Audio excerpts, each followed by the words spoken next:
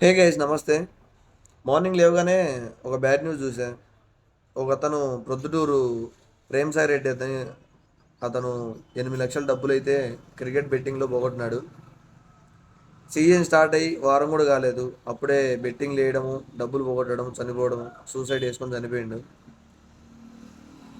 మనకు ఎప్పుడైతే రిచ్గా తిరగాలి, మంచిగా కనపడాలి అనుకుంటామో అప్పుడే ఆన్లైన్ బెట్టింగ్లు అనేసి ఇంకోటి అనేసి వేరే దారులు ఎత్తుకుంటాం. కానీ ఎట్లాగా కష్టపడి సంపాదించుకోవాలని లేదు.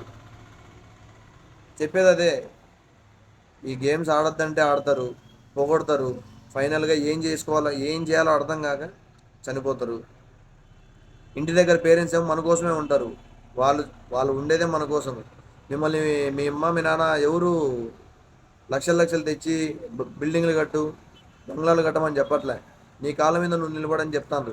ఎవరైనా మ్యాక్సిమం పేరెంట్స్ అందరూ అట్లే చెప్తారు. వాళ్ళు మీరుంటే చాలనుకుంటారు. 25 ఏళ్ళు వచ్చిన తర్వాత చనిపోతే వాళ్ళు ఇన్ని రోజులు కష్టమైన పెంచి చేసి ఈరోజు బెట్టింగ్ ఆడి చనిపోతే ఏముంటుంది అసలు? ప్లీజ్ దయచేసి ఆపేసేయండి. ఆడద్దు.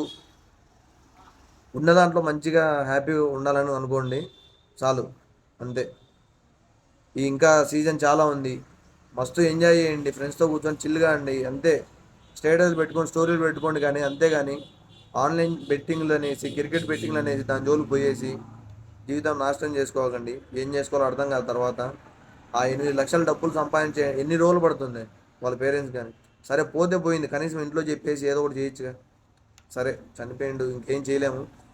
ఆడేవాళ్ళైనా సరే నా రిక్వెస్ట్ ఒకటే, ప్లీజ్ స్టాప్ చేసేయండి. ఓకే మరి, బాయ్.